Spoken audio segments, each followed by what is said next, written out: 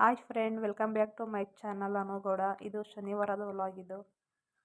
ಇವತ್ತು ಆಂಜನೇಯ ಸ್ವಾಮಿ ದೇವಸ್ಥಾನ ಹತ್ರ ಹೋಗಿದ್ದೆ. ಇವತ್ತು ತುಂಬ ಕ್ರೌಡ್ ಇತ್ತು. ಆಮೇಲೆ ಒಳಗಡೆ ಹೋಗೋಕ್ಕಾಗಲಿಲ್ಲ. ತುಂಬ ಚೆನ್ನಾಗಿ ಅಲಂಕಾರ ಮಾಡಿದರು ದೇವರಿಗೆ. ಅಲ್ಲಿಂದ ನಾನು ನಮಸ್ಕಾರ ಮಾಡಿಕೊಂಡು ದೇವರೇ ಎಲ್ಲರನ್ನೂ ಕಾಪಾಡಪ್ಪ ಅಂತ ಹೇಳಿ ಹಾಗೆ ಬಂದೆ.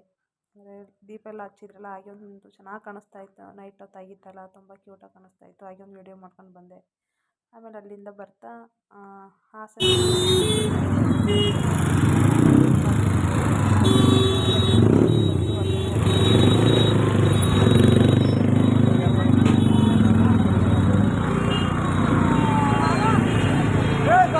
ಹಾಗೆ ಮುಂದೆ ಬರ್ತಾ ಇದ್ದೆ. ಎನ್ಆರ್ ಸರ್ಕಲಲ್ಲಿ ಒಂದು ಶಿವನ ದೇವಸ್ಥಾನ ಇದೆ.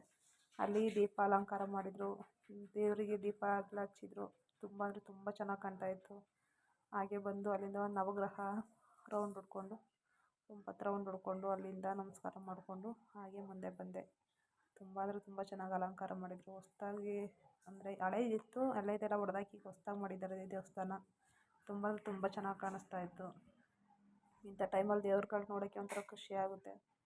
ನನಗಂತೂ ಹೋಗಿ ಒಂದು 10 ನಿಮಿಷ ನಿಂತ್ಕೊಂಡು ದೇವ್ರ ಹತ್ರ ಹಾಗೆ ಕೂತ್ಕೊಂಡು ನಮಸ್ಕಾರ ಮಾಡ್ಕೊಂಡು ಹಾಗೇ ಬಂದೆ. ನೋಡಿ ಫ್ರೆಂಡ್, ಫುಲ್ಲು ದೀಪ, ಮಣ್ಣಿನ ದೀಪ ಹಚ್ಚಿದ್ರು.